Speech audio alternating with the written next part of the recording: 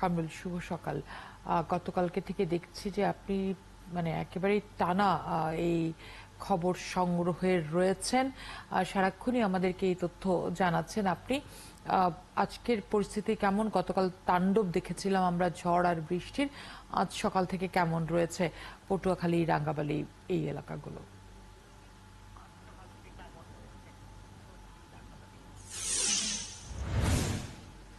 জি ফারহানা, এই মুহূর্তের আবহাওয়া পরিস্থিতি যদি আমি বলি যে মেঘাচ্ছন্ন আবহাওয়া এবং মৃদু বাতাস রয়েছে। গতকালকের যে পরিস্থিতি এই মুহূর্তে স্বাভাবিক হতে শুরু করেছে, তবে যেসব এলাকায় পানি ঢুকে পড়েছে জোয়ারের, সে সব এলাকার মানুষজন সবচেয়ে বেশি বিপাকে রয়েছে। আমি যদি একেবারে উল্লেখ করে বলি যেসব গ্রামে এই মুহূর্তে পানি রয়েছে, তার মধ্যে রয়েছে চালিতেবনিয়ার কয়েকটি গ্রাম, চরমন্তাজ ইউনিয়নের কয়েকটি গ্রাম। সেসব এলাকার মানুষজনের দুর্ভোগের যেন শেষ নেই। কারণ কোথাও বাঁধ উপচে পানি ঢুকেছে, কোথাও বাঁধ ভেঙে পানি ঢুকেছে, কোথাও অনেক আগ থেকেই বাঁধ ভাঙা অংশ দিয়ে পানি ঢুকেছে। এমন অবস্থার মধ্যে আসলে যখন জোয়ার হয় তখন মানুষ পানিবন্দী হয়ে পড়ে, এবং যখন ভাটা হয় তখন পানি শুকায় কিন্তু দুর্ভোগ যায় না। এমন একটি অবস্থা কিন্তু বিরাজ করছে ওই সব এলাকাগুলোতে। এবং বেড়িবাঁধের বাহিরে যেসব এলাকা রয়েছে সেখানকার মানুষেরও যেন দুর্ভোগের কোনো শেষ নেই। এমনকি প্রশাসনও সেখানে যেতে পারছে না, এমন একটি অবস্থা রয়েছে। কারণ ত্রাণ সহায়তা নিয়ে যে পৌঁছাবে নদ নদী পাড়ি দিয়ে, সেটিও অনেকটা চ্যালেঞ্জের মুখে রয়েছে। গতকাল রাতেই আমার সঙ্গে দুর্যোগ ব্যবস্থাপনা ও ত্রাণ প্রতিমন্ত্রী মহিবুর রহমানের সঙ্গে কথা হয়েছে। তিনি জানিয়েছেন, তিনি এই আসনের সংসদ সদস্য, তিনি জানিয়েছেন যে তাৎক্ষণিক এসব এলাকার মানুষদের সহায়তার জন্য ইতিমধ্যে কিন্তু নগদ 10 লাখ টাকা তিনি বরাদ্দ করেছেন, এবং 200 মেট্রিক টন চাল, শিশু খাদ্যের জন্য 2 লাখ টাকা, গোখাদ্যের জন্য 2 লাখ টাকা এবং 500 প্যাকেট শুকনো খাবার এগুলো তো বরাদ্দ হয়েছে কামরুল, কিন্তু মানুষের হাতে কি পৌঁছেছে নাকি এটা আজকের পর আসলে এই ত্রাণ সহায়তা দেওয়া শুরু হবে?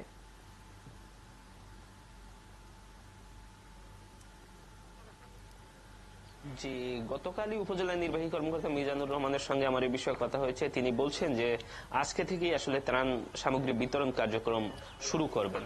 যেহেতু গতকালই তাৎক্ষণিক এই বরাদ্দ কিন্তু দেওয়া হয়েছে রাঙ্গাবালির জন্য, সুতরাং এটি যত দ্রুত সম্ভব দুর্গত মানুষের হাতে পৌঁছে দেওয়ার বিষয়ে প্রতিমন্ত্রীর নির্দেশনা রয়েছে। তাই আজকে থেকেই আসলে এটি বিতরণ কার্যক্রম শুরু হতে পারে, এমনটি কিন্তু উপজেলা প্রশাসন থেকে আমাদের জানা। আমরা জানি যে এই এলাকাগুলোতে যারা থাকেন তারা সবসময় ঝড় ঝঞ্ঝার সাথে পরিচিত। এটা তাদের কাছে নতুন কিছু নয়, জীবনের শুরু থেকে তারা এটি দেখে আসছেন, পেয়ে আসছেন। আমরা কাজ করতে যেয়ে সবসময় দেখেছি যে এই এলাকার মানুষের সবচেয়ে বড় দাবি হচ্ছে ত্রাণ নয়, তাদের আসলে বাঁধগুলো শক্তিশালীভাবে নির্মাণ করে দেওয়া হোক। বা আপনার যেহেতু দুর্যোগ প্রতিমন্ত্রীর সাথে কথা বলার সুযোগ হয়েছে, সেই একই দাবিও কি আপনি তাদের কাছে জানিয়েছেন, বা এই বিষয়ে কি প্রতিমন্ত্রীর কাছ থেকে কিছু শুনেছেন?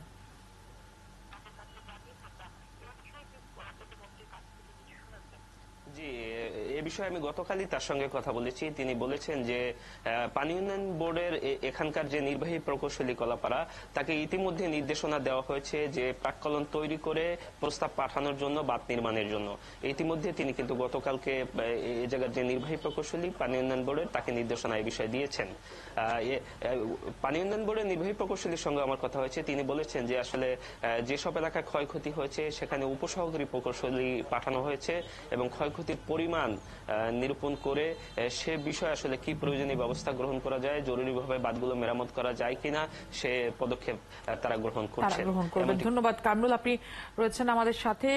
আমাদের সাথে আরো এক সহকর্মী যুক্ত হচ্ছেন কলাপাড়ার থেকে, মিলন কর্মকার রাজু। মিলন কর্মকার রাজু, আপনাকে স্বাগত জানাচ্ছি। শুভ সকাল। আপনিও গতকাল থেকে টানা পরিশ্রম করে যাচ্ছেন, এই খবর আপনাদের মাধ্যমেই জানতে পারছি। যেমনটা জানছিলাম কামরুলের কাছ থেকে যে কিছুটা পরিবর্তন হয়েছে আবহাওয়ার। আপনি কলাপাড়ায় রয়েছেন, সেখানকার পরিস্থিতি কেমন? শুভ সকাল ফারহানা।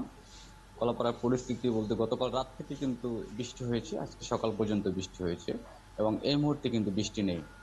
এবং যে আকাশের যে গুমট ভাব সেটা রয়ে গেছে। আপনি জানেন যে নিম্নচাপ বা ঘূর্ণিঝড়ের পরে যে আবহাওয়া পরিস্থিতি থাকে, যেটা হচ্ছে হয়তো 12 থেকে 24 ঘন্টা গুমট ভাব থাকে, এবং এই সময় যে গরমটা বাড়ে সেই গরমের দাবদাহটা চলছে।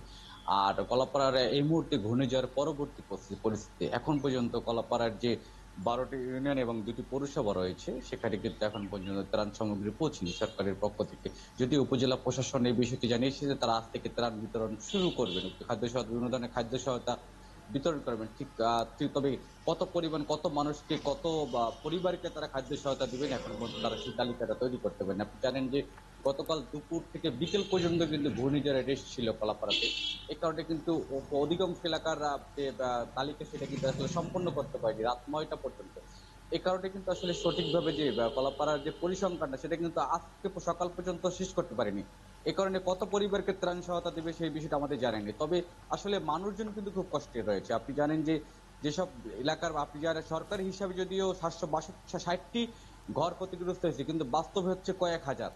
এর কারণ হচ্ছে যে কলাপাড়ার এখন পর্যন্ত অধিকাংশ এলাকার তালিকা এসে পৌঁছেনি। আমাদের সাথে বিভিন্ন এলাকার মানুষের সাথে কথা হয়েছে এবং আমাদের অন্য এক সহকর্মী রয়েছেন কুয়াকাটাতে, তার সাথে আমার নিয়মিত যোগাযোগ হচ্ছে। তো সেক্ষেত্রে যে কুয়াকাটা, কলাপাড়া সহ পায়রা বন্দর এলাকার যে বর্তমান অবস্থা সেটা হচ্ছে ভয়াবহ অবস্থা। আপনি জানেন যে এমন কোনো পরিবারের ঘর নেই গ্রাম অঞ্চলে সে পরিবারের ক্ষতিগ্রস্ত হয়নি। একইভাবে যে কলাপাড়ার যে আন্ধারমানিক নদী ঘেঁষা যে এইসব এলাকাগুলো রয়েছে সেই সব এলাকার প্রতিটি পরিবার ক্ষতিগ্রস্ত হয়েছে, কিন্তু এইসব পরিবারের এখন পর্যন্ত আসলে কোনো খাদ্য সহায়তা তাদের কাছে পৌঁছেনি। তবে তারা যে বিষয়টি জানাচ্ছেন বারবার, তারা সরকারের কাছে যে বিষয়টি জানাচ্ছেন যে প্রতি বছর ঘূর্ণিঝড় আসে, কিন্তু কলাপাড়া পৌরশহরের যে কয়টা আশ্রয় কেন্দ্র আছে আশ্রয় কেন্দ্রের বাইরে আর আশ্রয় কেন্দ্র তারা দাবি করছেন। একইভাবে যে মহিপুর এবং ধুলাশ্বর এলাকায় যে সমস্যা, আপনি জানেন যে ধুলাশ্বরে আশ্রয় কেন্দ্রে যাওয়ার পথে একজন পানিতে ভেসে গিয়ে তার মৃত্যু হয়েছে। আপনি জানেন যে কাউরচর এলাকা, যে এলাকা সাগর তীরবর্তী একটা এলাকা, সেখানে কিন্তু আশ্রয় কেন্দ্র নেই। তো সেখান থেকে যে তার স্বজনকে আশ্রয় কেন্দ্রে নিয়ে আসার পথে পানিতে ভেসে গেছে। তো এইসব দুর্গত এলাকায় তারা কিন্তু আশ্রয় কেন্দ্রের দাবি করছেন। আপনি জানেন যে মাননীয় প্রধানমন্ত্রীর যে উপকূলীয় এলাকায় একটা পরিদর্শনের কথা রয়েছে, আর হয়তো তিনি এই উপকূলীয় এলাকা পরিদর্শন করলে হয়তো এই যে জনগণের যে দাবি সেটা কিন্তু তুলে ধরতে পারবেন। তবে এখন পর্যন্ত আমাদের উপজেলা কলাপাড়ার যে সর্বশেষ তথ্য সেটা হচ্ছে যে দুর্যোগের ক্ষয়ক্ষতির তালিকা, কত পরিবার ক্ষয়ক্ষতি হয়েছে, কত গাছপালা ক্ষতিগ্রস্ত হয়েছে, কত বাঁধ ক্ষতিগ্রস্ত হয়েছে, কত রাস্তা ক্ষতিগ্রস্ত হয়েছে, এর সঠিক তালিকা তৈরি করতে পারেনি উপজেলা প্রশাসন। একইভাবে উপজেলার যে যারা দুর্গত মানুষ, যদিও উপজেলা প্রশাসনের বরাবর ৭৫,০০০-এর বেশি মানুষকে দুর্গত ঘোষণা করেছে, কিন্তু এই ৭৫,০০০ দুর্গত মানুষকে কিন্তু খাদ্য সহায়তা দিতে পারেনি এখন পর্যন্ত। সেটি আমরা জানি যে আজকের মধ্যে হয়তো শুরু হবে। আপনি বলছিলেন গতকালই আমরা আপনার কাছ থেকে জেনেছিলাম যে বিদ্যুৎ বিচ্ছিন্ন অবস্থায় কাটাচ্ছে। সেটি আসলে কখন নাগাদ বিদ্যুৎ আসতে পারে বলে, বা যে যে সমস্ত জায়গায় আসলে তার ছিঁড়ে গেছে, খুঁটি উপড়ে গেছে, সেগুলো কটা নাগাদ মেরামত হতে পারে এবং কখন থেকে সচল হতে পারে বিদ্যুৎ সরবরাহ লাইন? হ্যাঁ, ফারহানা, গতকাল রাত 1:20 সময় কলাপাড়ার কিছু কিছু এলাকায় কিন্তু বিদ্যুৎ সঞ্চালন লাইন সচল হয়েছে। তবে অধিকাংশ এলাকায় কিন্তু এখন পর্যন্ত বিদ্যুৎ লাইন সচল হয়নি। আপনি জানেন যে কলাপাড়া যে আরইপি কর্ম, তারা কিন্তু দিন রাত কাজ করছেন। তারা আমাদের বিষয়টি জানিয়েছেন যে কলাপাড়া 12টি ইউনিয়ন এবং 2টি পৌরসভা, তাদের জনবল সংকট রয়েছে। এই কারণে কিন্তু অধিকাংশ এলাকায় রাস্তার গাছ সরাতে পারেনি এখন পর্যন্ত, এবং কিছু কিছু এলাকার যে বিদ্যুতের খুঁটি উপড়ে পড়েছে, বিদ্যুতের তার ছিঁড়ে গেছে, সেই সব এলাকার লাইনগুলো এখন ঠিক করতে পারে। তবে গুরুত্বপূর্ণ এলাকার বিদ্যুৎ সঞ্চালন লাইনগুলো এই মুহূর্তে সচল রয়েছে। ফারহানা, অনেক ধন্যবাদ। আপনি রয়েছেন আমাদের সাথে, সংবাদ সংযোগ নিশ্চয়ই আবারও কথা হবে।